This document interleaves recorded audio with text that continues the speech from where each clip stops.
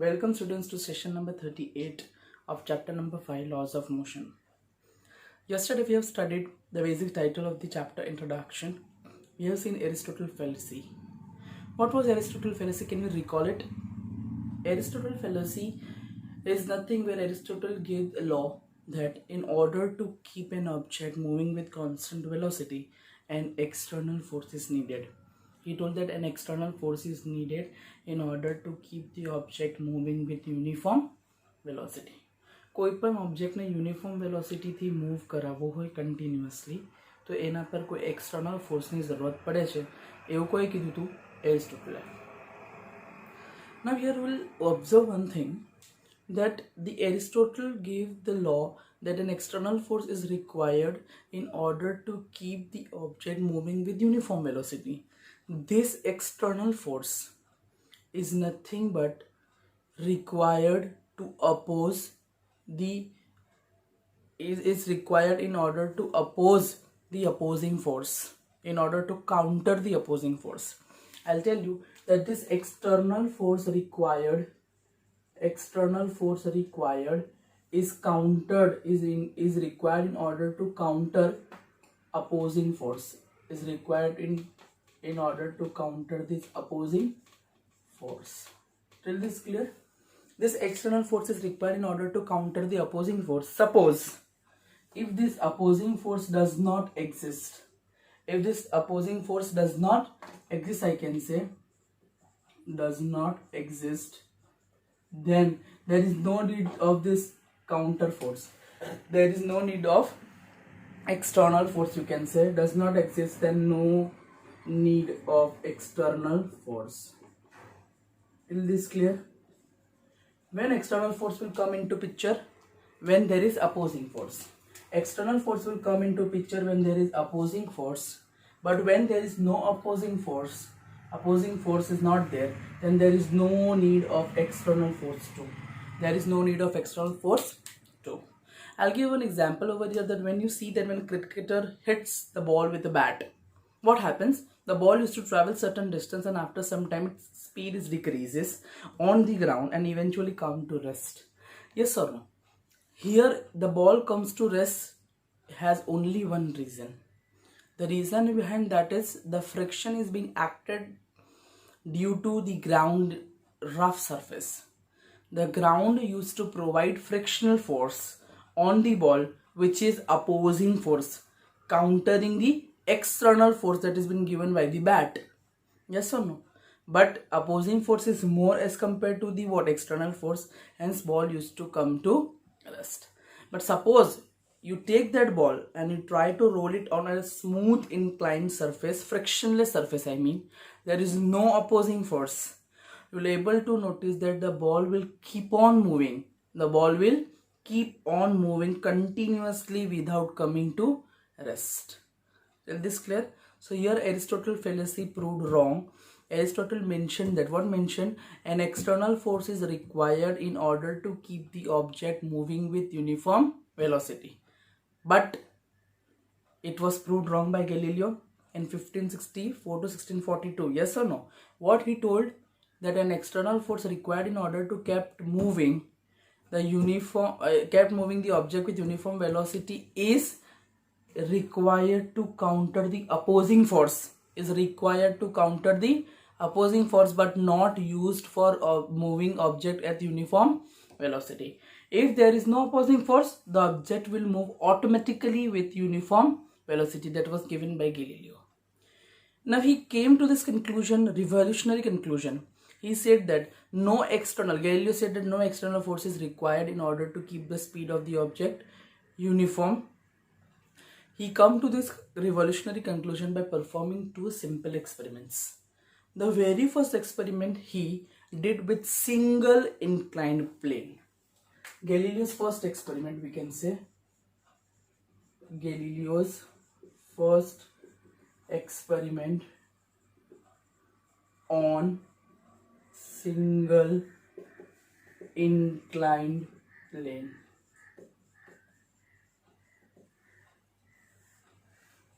He did two experiments, separate experiments, in order to derive these revolutionary conclusions. The first experiment he did was using single inclined plane. Then second experiment he took combined, means two inclined planes. He did the experiment using two inclined planes. Clear? Galileo's performed two experiments. The first experiment was Galileo's experiment with single plane, inclined plane, and then he performed the same experiment using two inclined planes. Now what he observed over here? He observed one thing over here. Suppose he stated that suppose a ball is allowed to roll down on an inclined surface having slope downwards. Slope decreases, you can say. If slope decreases, he noticed one thing. Motion is downwards. He noticed one thing, and he noticed that speed increases.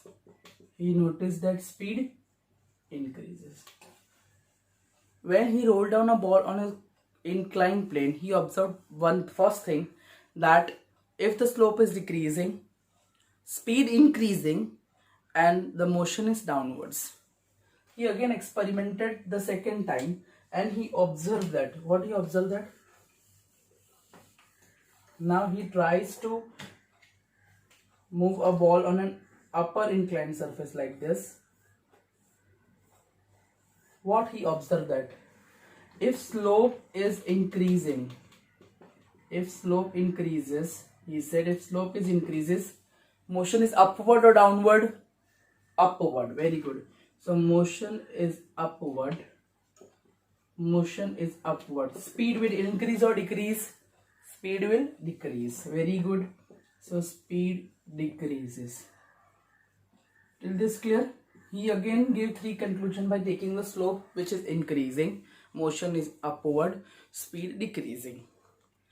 Now he took the horizontal surface. He told that if slope is increasing, speed decreasing. He is saying that if slope is decreasing, speed is increasing.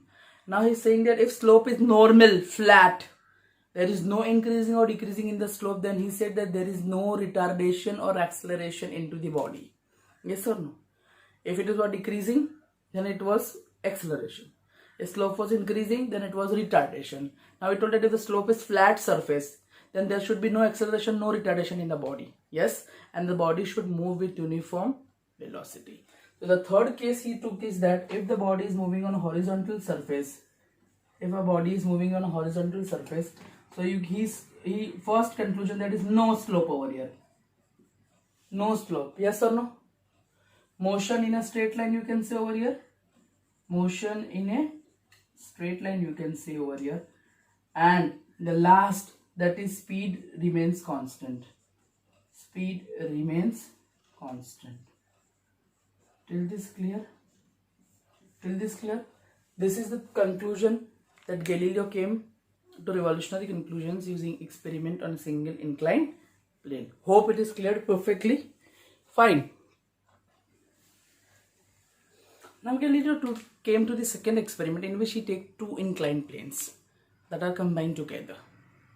Now what he did over here, he concluded that suppose if we are taking an inclined plane, like this, having same slopes on both the sides,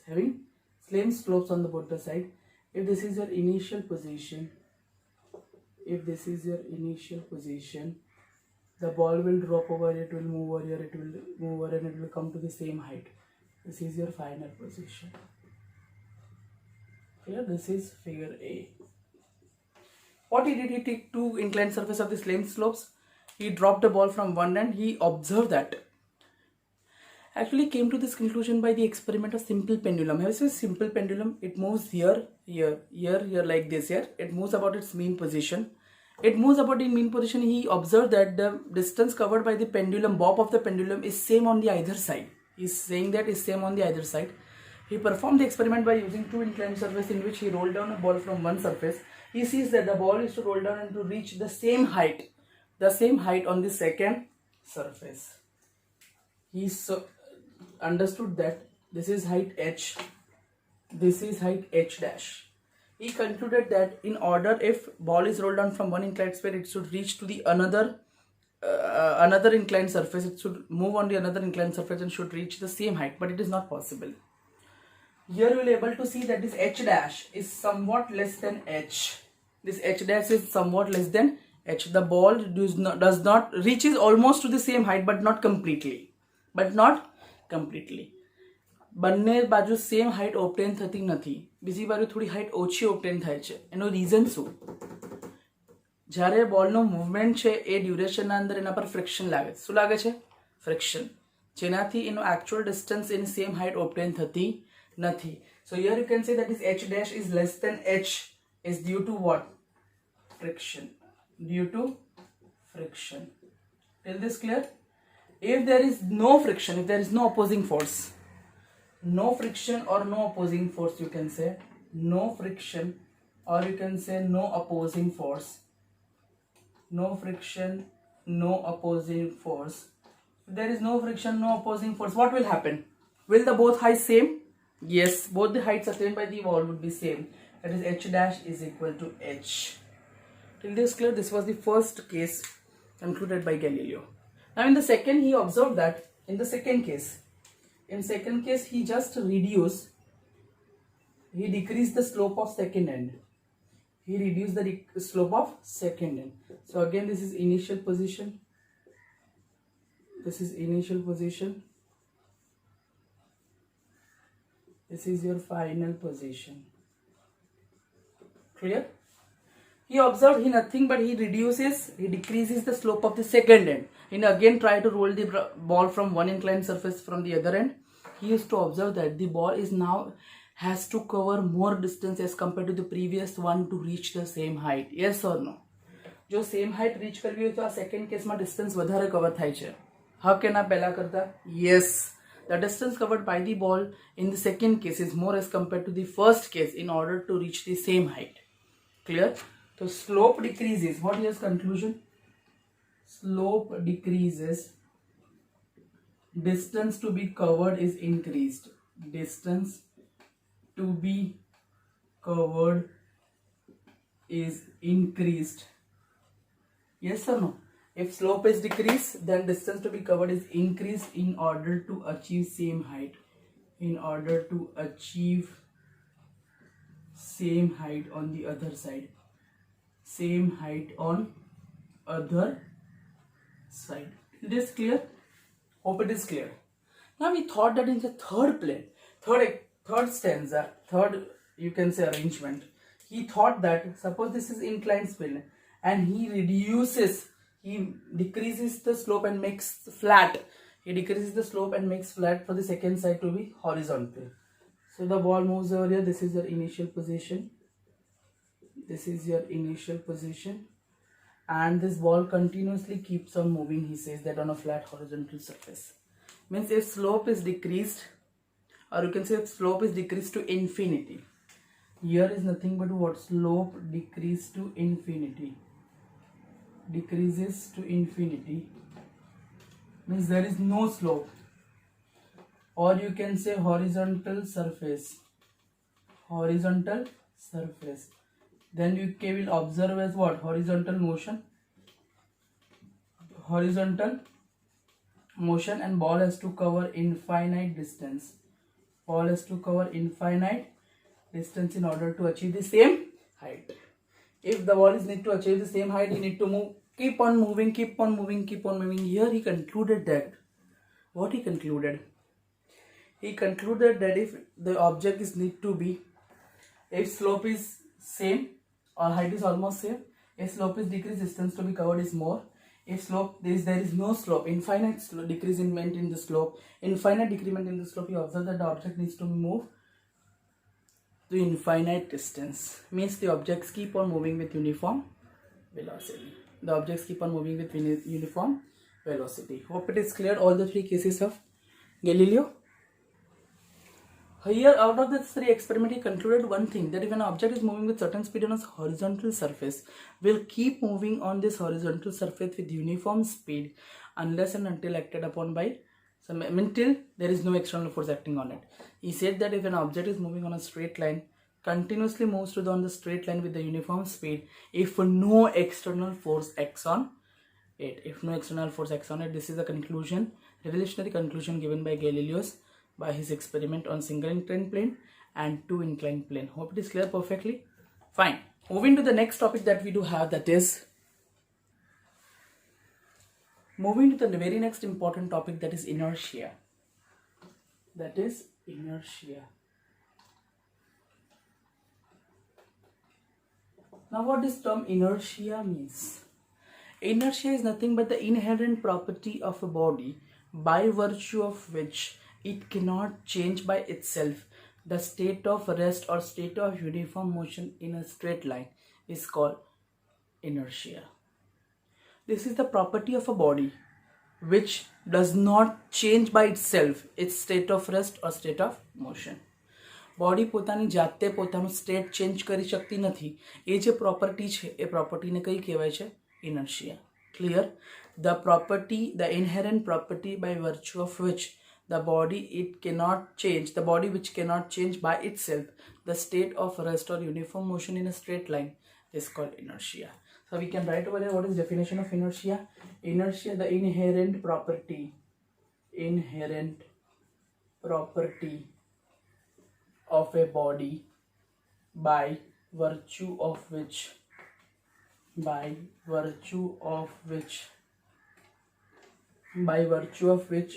it